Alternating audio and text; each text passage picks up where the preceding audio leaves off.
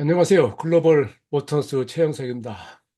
제가 폭스바겐 이야기도 했고, 스텔란티스 이야기도 했습니다. 이번에는 닛산에 관해서 알아보겠습니다. 지금 닛산은 심각한 경영 위기에 직면해 있습니다. 뭐 그 전부터 대규모 구조조정을 단행했죠. 그러면서 이제 신용평가 회사 등에서 신용 등급을 하락했고, 그 배경에 판매 부진이 있습니다. 물론 수익성 악화가 근본 원인이죠. 근데 사실상 따져보면은 이 경우는 닛산 자체의 문제가 더 크다는 점도 있지만 100년 만에 대전환에 대한 것이 무엇인가를 그대로 보여준다고 할 수 있습니다. 20세기 말에도 인수합병이 있었고 많은 브랜드가 사라졌죠. 그때는 내부적인 문제였습니다. 그때는 규모의 경제를 달성해야 된다가 핵심이었습니다. 연간 약 200만 대 정도는 안 되고 최소한 400만 대 정도의 생산해야 수익성이 나온다 하는 것이 핵심이었고, 그래서 다이밀러 클래스가 합병을 했고 현대기아가 합병을 했고 여러 가지 그 당시에 일들이 있었죠.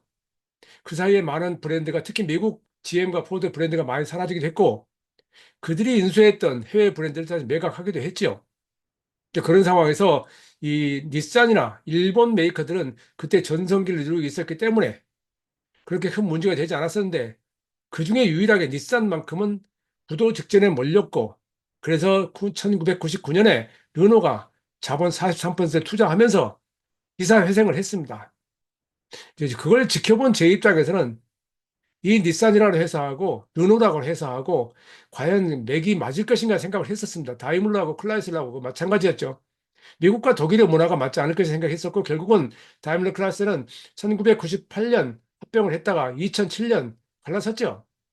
근데 르노 닛산도 1999년 자본 수요에 대해서 르노 닛산 얼라이언스 동맹이라는 이름으로 사실상 합병이 돼 있었는데, 그 합병 과정에서 그들은 20년가량을 버텼지만은 시너지 효과를 내지 못했습니다. 가장 중요한 플랫폼 공유하는데 15년이 걸렸습니다. 둘이 서로 뜻이 맞지 않는다는 얘기입니다. 저는 현장에서 그런 것들 여러 가지 목격을 했었습니다. 르노는 르노대로, 닛산은 닛산대로 상대편의 경영 방침에 대해서 불신하는 일이 많았었고, 그걸 또 실제 실행하는 엔지니어나 마케팅 쪽에서는 더더욱 그런 일들이 잘 되지 않았죠. 그런데 미디어의 주목을 받는 CEO들의 발언에 의해서 CEO들은, 이제 언론들은 그걸 받아쓰고, 그래서 마치 세계 최대의 자동차 회사 된 것처럼 떠들었죠. 근데 저는 부정적이었습니다. 어쨌든 그렇게 해서 그때는 자동차 업체 내부의 문제였었는데, 지금은 흔히 말하는 대로 100년 만에 대전환이라는 말대로 자동차 업체의 문제가 업체만의 문제가 아니고 외부의, 제가 자주 말씀드리는 외부의 파괴적 경쟁자, 그리고 그 모든 것들을 아우르는 중국, 이것이 공시다발적으로 공격하다 보니 그중에서 내부적으로 힘이 약한 업체들이 하나둘씩 지금 어려움을 겪고 있습니다. 자, 이것이 어떤 결과를 낼지는 아직 모릅니다. 그러나 지금 현 순간에서 가장 불안한 입장에 처해 있는 것은 닛산입니다.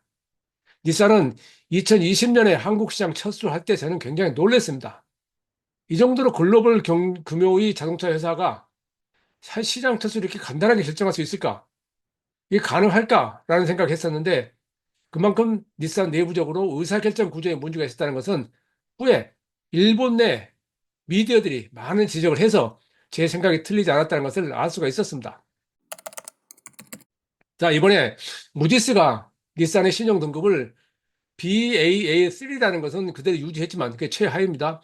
그 신용 등급 전망을 부정적으로 하향 조정했습니다. 그래서 추가로 하락할 경우에 투기 등급으로 전락할 가능성까지 지금은 제기가 되고 있습니다. 핵심은 판매 부진이죠. 미국 시장에서 중국 시장에서 판매가 떨어집니다. 물론 중국 시장 판매 부진은 닛산만의 문제가 아닙니다. 그런데 닛산은 그럼에도 불구하고 그나마 9천 명 감원을 발표했습니다. 지금 완성차 회사 중에서 가장 많죠. 폭스바겐하고 거의 비슷한 수준이 될 수도 있을지 모르겠습니다만은 가장 많고, 글로벌 생산 능력을 20%인 100만 대 정도를 축소한다는 그런 계획을 발표하기도 했습니다. 이로 인해서 연간 4천억 원 정도 비용 절감하겠다고 그랬는데, 이 과정에서 과연 그 정도 덩치의 회사가 제대로 정리가 될 것인가 하는 문제가 업계에서는 이미 대두가 됐었습니다. 여기서 잠깐 살펴볼게. 그 르노와 관계인데, 말씀드렸죠. 1999년에 르노의 자본 투자로 부도 직전했던 닛산이 기사회생을 했고, 그것이 오랫동안 지속되다가 시너지 효과를 내지 못하고 지지부진하자 닛산이 그런 사회에서 조금은 살아나면서 두 회사가 갈라지기 시작합니다. 그래서 2023년부터 본격적으로 얼라이언스 관련, 그러니까 자본 투자 관련 재편을 추진했고, 작년 11월 달에 각각 15% 상호 출자로 자본 관계 조정하면서 얼라이언스가 관계가 해소됩니다. 이제 현실적으로 헤어진 거죠.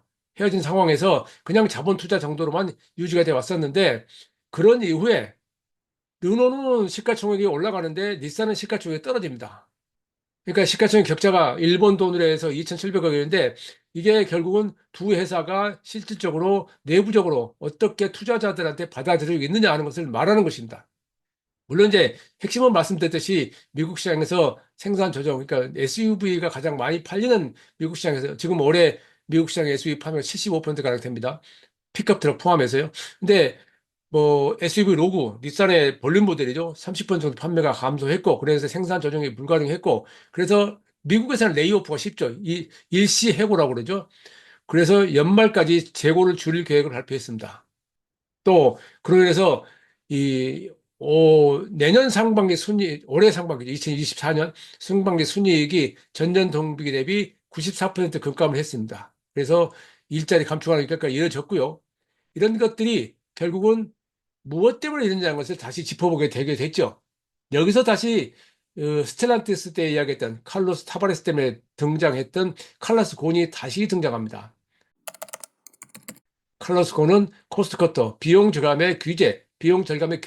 그래서 르노에스를 살리는데 가장 큰 역할을 했다라고 평가를 받았던 인물인데, 무려 20년 가까이 한 자리에 그런 군림을 했던 인물인데, 흔히 말한 대로 절대 권력은 절대 부패한다는 것 때문에 많은 논란이 있었는데, 결국은 그런 금융 문제 때문에 쫓겨났게 됐고, 법적 문제까지 시달리고 있고, 물론 그 배경에는 여전히 음모론이 있고 여러 가지 논란이 많이 있습니다만은, 현실적으로 그의 경영 방침이 옳지 않았다는 것은 지금 여러 가지 상황을 통해서 드러나고 있습니다. 어쨌든 이 칼로스 곤이 워낙 카리스마가 강하다 보니까 지시한 대로 모든 것이 이루어지는 그런 상황이고, 특히 일본의 문화는 그렇습니다. 상명하복이 강하죠. 그래서 지시를 기다리는 습관이 강하다. 임원들이 자발적으로 뭔가 해내라고 하는 의지가 없다. 이걸 통틀어서 일본 내에서도 이게 칼로스 곤 시대 유산이다 말하는데, 저는 그것만은 아니고 일본 회사 자체가 이런 면이 있습니다. 이게 잘 나갈 때는 장점으로 부각되는데 잘못될 때는 이게 단점으로 부각되는 특징이 있죠. 일사불란하다고 할 때는 좋을 때가 되겠지만은 이게 너무 강압적이다 할 때는 부정적이 되는 것이죠. 세상 모든 일이 그렇게 양면성이 있습니다. 이런 것들이 지금 그 동시에 작용을 해서 닛산이 어려움에 빠졌고, 그 과정에서 닛산은 이제 다시 개혁을 추진하고 있습니다. 개발 기간 단축. 그러니까 개발 기간 단축한 것은 그만큼 비용을 절감하다는 얘기인데, 기존에 50에서 60개월 걸리던 개발 기간을 30개월을 축소한다. 2년 반. 그거 맞습니다. 이 시대에 이제 디지털 시대에 그 전기차로 가는 시대에 이게 축소하는 것은 당연한 거고요. 또 조직 개편도 하고 있죠. 새로운 CPO, 최고 성과 책임자라는 걸 내놨는데 이것도 처음 들었는데, 어쨌든 CEO부터 시작해서 CFO, CCO, GDO 이런 다양한 그 책임자들이 많이 그 등장을 했고, 그런 책임자들이 의사결정을 하는데 속도를 높일 수 있다는 뜻으로 받아들이고 있는 상황입니다. 또 하나는 그동안 이제 닛산은 르노하고 협력해 오다가 지금은 혼다하고 미쓰비시하고 전기차하고 소프트웨어 이런 부품 공유에 대해서 협력을 하기로 했습니다. 근데 그것도 제대로 되고 있지 않는 상황입니다. 근데 지금 그런 상황에서 르노가 닛산 지분을 다시 판매하고자 하는 움직임이 있었고, 그래서 그것을 닛산은 다른 대체 투자자를 맞이해야 되는데 그걸 찾지 못하고 지금은 혼다에게 의향을 표시하고 있는데, 혼다가 그게 직접적으로 나설지는 아직 알 수가 없습니다. 그래서 지금 내 글로벌 시장에서도 이 대안을 찾고 있는 상황인데, 그게 그렇게 쉽지 않다는 게 현재 일본 내 미디어, 미국 내 미디어들의 반응입니다. 그럼에도 불구하고 닛산은 미래 전략, 더 아크라는 이름으로 미래 전략을 추구하고 있습니다. 추진하고 있습니다. 2026년까지 전 세계 모델의 40%를 전기차로 바꾸겠다. 그러니까 일본 빅3, 토요다하고 혼다, 닛산 이 빅3 중에서 토요다는 여전히 멀티 파워트레인이지만은 닛산과 혼다는 전기차를 전환을 더 빨리 속도를 내겠다는 기본적인 방침은 있습니다. 그래서 앞으로 3년 동안 전기차 판매를 100만 대를 늘리겠다는 계획도 발표했고 2030년까지 새로운 전동화 모델 34개를 출시하겠다라고 했습니다.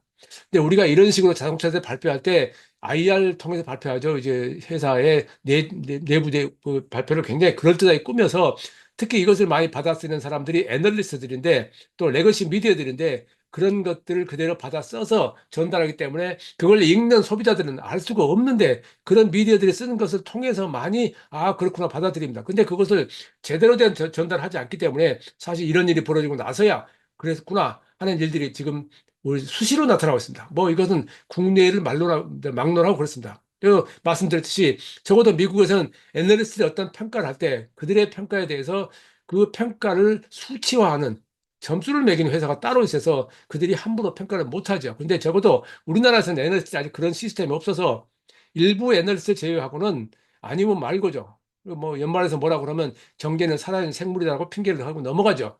그래서 국내에서 그 투자가 저는 주식 투자가 한국이 미국에 비해서 그렇게 제대로 이루어지지 않고 있는 것이 바로 이런 시스템적인 문제도 있다고 생각을 합니다. 어쨌든 본론으로 다시 돌아가서 지금은 닛산이 굉장히 심각한 위기에 처해 있는 것이 분명합니다. 어떻게 할 것인가가 문제인데 우선은 자본이 필요하죠. 그러니까 르노가 판매하고자 하는 지분을 누가 살 것인가? 혼다가 살 것인가? 그리고 혼다도 그렇게 만만치 않은데 적어도 혼다는 이륜차, 모터사이클이 더 많고 연간 1,500만 대를 판매하는 모터사이클 주력이고 거기에서 수익을 많이 내기 때문에 회사 자체로는 닛산에 비해서 안정적입니다.